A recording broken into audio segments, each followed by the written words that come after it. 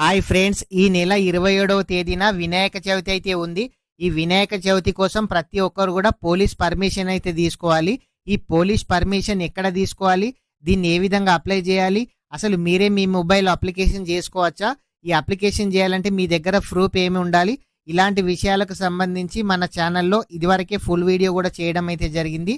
మీరే మీ మొబైల్లో ఈజీగా అప్లికేషన్ చేసుకునే ప్రాసెస్ స్టెప్ బై స్టెప్ చెప్పడం కూడా జరిగింది.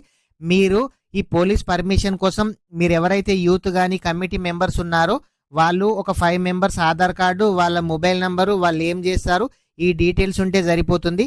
ప్రతి ఒక్కరు కూడా మీరే మీ మొబైల్లో సింపుల్గా చేసుకోవచ్చు. ఒకవేళ మీరు ఏ విధంగా చేసుకోవాలో తెలియకుంటే కూడా మన ఛానల్లో వీడియో ఇవ్వడం అయితే జరిగింది. ఆ వీడియో అయితే చూడండి. ఒకవేళ మీకు అది కూడా కాకుంటే మీ దగ్గరలోని ఆన్లైన్ సెంటర్లో అప్లికేషన్ అయితే చేయండి. ప్రతి ఒక్కరు కూడా పోలీస్ పర్మిషన్ అయితే తీసుకోండి. ఈ పోలీస్ పర్మిషన్ తీసుకోవాలంటే సింపుల్గా మీ దగ్గర ఆధార్ కార్డ్స్ ఉంటే సరిపోతుంది. అదేవిధంగా మొబైల్ నెంబర్ ఉంటే సరిపోతుంది. మీరైతే ఈ పోలీస్ పర్మిషన్ అప్లికేషన్ చేసిన తర్వాత మీ దగ్గరలోని పోలీస్ స్టేషన్లో సబ్మిట్ అయితే చేయాలి. సబ్మిట్ చేస్తే వాళ్ళు వెరిఫికేషన్కి వచ్చినప్పుడు మీరు చూపిస్తే సరిపోతుంది.